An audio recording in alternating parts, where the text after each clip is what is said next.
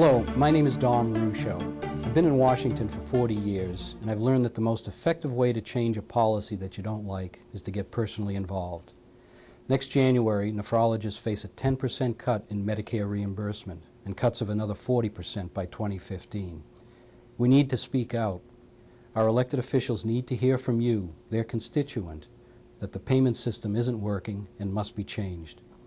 In early May, the House Ways and Means Committee convened a hearing to look at what's wrong with the Medicare physician payment system. The hearing was chaired by Representative Pete Stark of California and included witnesses from the Centers for Medicare and Medicaid Services, the Medicare Payment Advisory Commission, and the American Academy of Family Physicians. In addition, RPA submitted written testimony on the subject.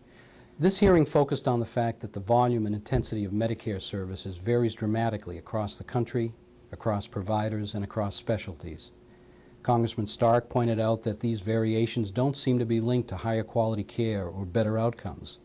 So he asked the invited witnesses to suggest some tangible steps that can be taken to make that connection.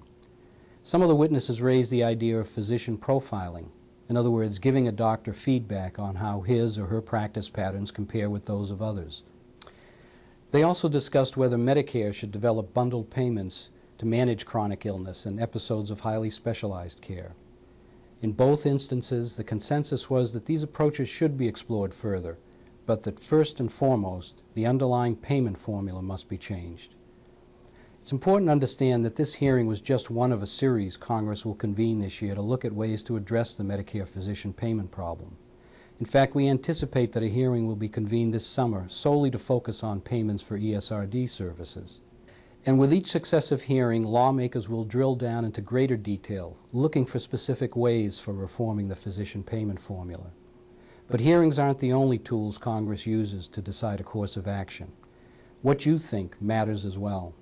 Ask any member of Congress or their staff how they spend their day, and you'll hear that about 60% of their time is spent listening to what their constituents think. In their minds, what constituents tell them, even if it's only a handful of individuals, reflects a pattern, which is to say that every RPA member can influence what's ultimately decided in Congress. How do you educate your elected officials? Well, your representatives and your 2 senators each have offices in your state. Reach out to that district manager in each office. Tell that individual who you are and where you practice. Explain the role a nephrologist plays in kidney patient care, and tell them how many patients you treat. Once you've gotten their attention, invite them to a dialysis facility where they can see real people getting life-saving treatments and where they can get a perspective on what you do to help your patients.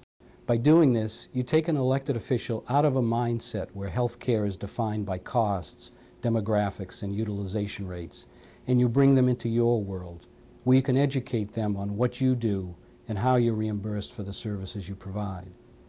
Most importantly, it's where they can see firsthand that there's a human effect to the laws they pass. After that, whenever they sit down with their colleagues to debate Medicare physician payments, that real-life experience will be in their mind. They'll have a better understanding of the economic constraints you face while delivering care to sick and vulnerable patients. So when can you get their attention? Congress will be out of session for the month of August. Most elected officials use that time to travel in their home state, visiting with community leaders, attending public events, and mostly listening to what's on people's minds. But remember that other organizations are trying to capture their attention too.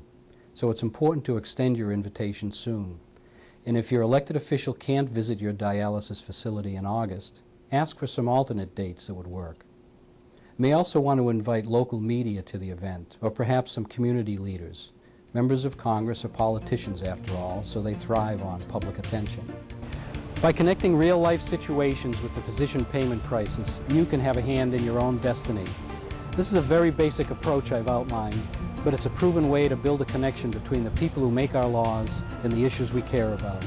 RPA staff is ready to assist you, but we need you to take part in shaping the future of nephrology practice today.